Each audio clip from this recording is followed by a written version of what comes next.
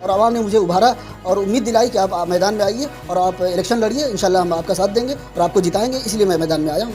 बरसों से इस वार्ड की बहुत बुरी हालत है, सिर्फ विकास ही मुद्दा है और विकास ही मुद्दे पर इंशाल्लाह इलेक्शन लड़ा जाएगा। और एक कारपोरेटर की जो जिम्मेदारी होती है, कारपोरेटर का जो फ़र्ज़ होता है, उस फ़र्ज़ को मैं 100% ईमानदारी से निभाने की कोशिश करूँगा। मेरा दरवाज़ा पूरी रात के 12 बजे आधी रात को हर पूरी आवाम के लिए खुला रहेगा। जब भी कोई दस्तक देगा इन समस्याओं के लिए, मैं इंशाल्लाह हाजिर रहूँगा और हर तरह से साथ दूँगा।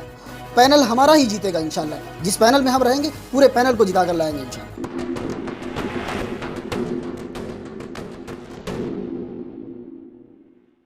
मौसम सिसक रहा है मगर मासूम जनता इससे बेखबर है। जी हाँ, आज के हमारे ख़ास मेहमान रहमत अली कासमी हमारे साथ मौजूद है, जो मनपा चुनाव 2022 को लेकर पुराना वार्ड नंबर 12 और नए वार्ड नंबर 18 के भावी उम्मीदवार हैं। स्वागत है हजरत आपका। बहुत बहुत शुक्रिया, बहुत बहुत शुक्रिया। जिस तरीके से आप अपने कामों को एक हिसाब से नज़रअंदाज करते हुए, तो अचानक आपका चुनाव लड़ने का जहन क्यों बना? असल में बरसों से इस वार्ड की हालत बहुत ख़राब है। बरसों से इस वार्ड में कोई बुनियादी काम नहीं हुआ। यहाँ के रोड रास्ते ख़राब हैं। यहाँ पानी सिर्फ 15 से 20 मिनट आता है। बताइए 15 से 20 मिनट में आदमी कितना पानी भर लेगा। और इसके अलावा अभी आप आ रहे होंगे, देखे होंगे कि गटर का ढक्कन खुला हुआ है। वो गटर आपको निगलने के लिए तैयार है और नालियाँ टूटी फूटी हुई हैं, रोड रास्ते ख़राब हैं। तमाम बुनियादी सहूलतों का फुकदान है और कोई इसकी तरफ तवज्जो नहीं देता, कोई ध्यान नहीं देता। इसलिए मैं इंशाल्लाह मैदान में उतरा हूँ और तमाम बुनियादी सहूलतों को फराहम करूँगा इंशाल्लाह। स्थानिक होने के नाते, जिस तरीके से जो मुद्दों को आपने अभी रखी है, स्थानिक होने के नाते यहाँ के स्थानिक नगर सेवकों से आपने शिकायत कितनी बार की है? नहीं, असल में मैं इस लाइन का आदमी नहीं था। मैं अपने काम धंधे से ताल्लुक़ रखता था और चूँकि मैं इसी वार्ड में बचपन से रहा हूँ, इसलिए तमाम समस्याएं जो यहाँ के लोग झेलते आ रहे हैं मैं भी झेलता आ रहा हूँ। इसलिए मुझे तकलीफ़ होती है, तो मैं किसी कारपोरेटर के पास नहीं गया कोई शिकायत लेके। मैंने तहैया किया और आवाम ने मुझे उभारा और उम्मीद दिलाई कि आप मैदान में आइए और आप इलेक्शन लड़िए, इंशाल्लाह हम आपका साथ देंगे और आपको जिताएंगे, इसलिए मैं मैदान में आया हूँ। किस आधार पर आप चुनाव लड़ेंगे, जात पर या विकास पर? ज़ात पात तो यहाँ कोई चीज़ नहीं है। यहाँ सिर्फ विकास ही मुद्दा है। यहाँ पे विकास नहीं हुआ है।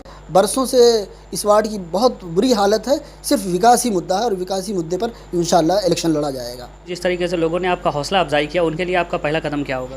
देखिए, आवाम जो चाहेगी वो मुझसे करवा लेगी। आवाम की तमाम बुनियादी सहूलतों को मैं इंशाल्लाह फ़राहम करूँगा और हर समस्या को दूर करने की कोशिश करूँगा, चाहे जो भी समस्या हो। और एक कारपोरेटर की जो जिम्मेदारी होती है, कारपोरेटर का जो फ़र्ज़ होता है, उस फ़र्ज़ को मैं 100% ईमानदारी से निभाने की कोशिश करूँगा। चुनाव जीतने के बाद आपने बुनियादी तौर पर अपने वार्ड में कितना काम करेंगे?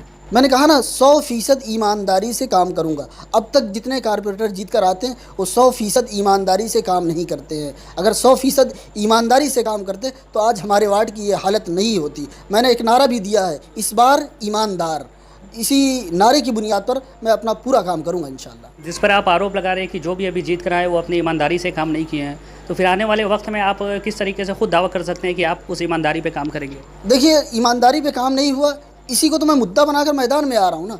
जब मैं अपने मुद्दे से हट जाऊँगा तो फिर वो ईमानदारी कहाँ रह जाएगी। मैं इसी को अपना मुद्दा बना रहा हूँ कि 100% ईमानदारी से काम करूँगा और इंशाल्लाह पूरे वार्ड के हर हिस्से का 100% काम होगा। कोई वार्ड का कोई हिस्सा, कोई खित्ता, कोई हल्का हमारे काम से महरूम नहीं होगा। आपके वार्ड में, आप बरसों से यहाँ वार्ड नंबर 18 में मौजूद हैं, तो आपके वार्ड में लगभग लोगों की क्या क्या परेशानी, क्या क्या शिकायत है और कितने मुद्दे आपके सामने नज़र आते हैं, बताइए। अभी आप बाहर निकलेंगे, आवाम से पूछेंगे, आपको तमाम समस्याएं खुलकर सामने आ जाएंगी। हर बुनियादी सहूलत का यहाँ फुकदान है। ढंग से कोई काम अब तक नहीं हुआ है। ठीक। मनपा चुनाव को लेकर जिस तरीके से आपकी तैयारी चल रही है, तो जिस तरीके से लोगों ने आपको हौसला दिया है, उनके लिए आप क्या काम करने वाले हैं? देखिए, आवाम जो चाहेगी वो काम होगा और मैंने कहा ना 100% काम होगा इंशाल्लाह। अभी मैं बाहर निकलता हूँ तो लोग मुझसे मिलते हैं, मुसाफा करते हैं और मुबारकबाद देते हैं कि आपने बहुत अच्छा कदम उठाया। मेरी हौसला अफजाई करते हैं और कहते हैं कि पहली मरतबा इस मोहल्ले का शख्स और ईमानदार शख्स मैदान में आया है। हम सब आपका साथ देंगे और आपका ताउन करेंगे और भरपूर साथ देंगे और भारी मतों से जिताएँगे। ईमानदारी के ताल्लुक से आप अपने मुद्दों को बयान कर रहे हैं, उसी तरीके से चुनाव जीतना या हारने के बाद क्या आप उसी तरीके से खड़ा उतरेंगे? बिल्कुल बिल्कुल, इंशाल्लाह ईमानदारी में कहीं कोई कमी नहीं आएगी और काम होगा, 100% काम होगा। जिस तरीके से शहर के हर हिस्से में, हर वार्ड में राशन दुकानों पर महिलाएं धक्का खा रही हैं, उस मुद्दे को लेकर आप किस तरीके से वो काम को हल करेंगे? मेरा दरवाज़ा पूरी रात के 12 बजे आधी रात को हर पूरी आवाम के लिए खुला रहेगा। जब भी कोई दस्तक देगा इन समस्याओं के लिए, मैं इंशाअल्लाह हाजिर रहूँगा और हर तरह से साथ दूँगा। जब से आप चुनाव मैदान में आए हैं तब से आपने लोगों के लिए अब तक क्या काम किया? क्योंकि मेरा कोई पुराना पॉलिटिकल करियर नहीं है, मैंने अभी हाल ही में ऐलान किया है और मुझे अभी तक तो कोई मौका मिला नहीं। आवाम मौका देगी तो इंशाअल्लाह काम होगा। मैं कोई पुराना पॉलिटिकल आदमी नहीं हूँ। आने वाले वक्त में कौन सी पार्टी से आप चुनाव लड़ सकते हैं मैदान में आकर? देखिए, पार्टी तो दूसरी हैसियत रखती है। आवाम की मोहब्बतें मेरे साथ हैं, आवाम में मेरी मकबूलियत है, आवाम मुझे जिताना चाहती है। इसलिए जो शख्सियत काम करवाने वाली होती है, पब्लिक उसी को चाहती है और उसी को जिताना चाहती है। ये चीज़ मेरे पास है। पार्टी कोई भी है, पैनल हमारा ही जीतेगा इंशाअल्लाह। जिस पैनल में हम रहेंगे पूरे पैनल को जिता कर लाएंगे इंशाअल्लाह। आने वाले चुनाव में आपका चेहरा किस तरीके से रहेगा आवाम के साथ? इंतहाई मुखलिसाना रहेगा, हमदर्दाना रहेगा और अपने ज़िम्मेदारी और फ़र्ज़ को पूरा करने वाला रहेगा इंशाअल्लाह। चलिए, बहुत बहुत शुक्रिया। ये रहमत अली कासमी थे, पुराना वार्ड नंबर 12, नए वार्ड नंबर 18 से थे। मनपा चुनाव 2022 को लेकर अपने अपने अंदाज़ में अपने अपने कामों को बताए जा रहे थे। ऐसे हम आपको खबरों के पीछे की वो खबर दिखाएंगे, जिससे आप है बाखबर। सिर्फ आप देखते रहिए सत्य आज तक फ्रॉम भिवंडी।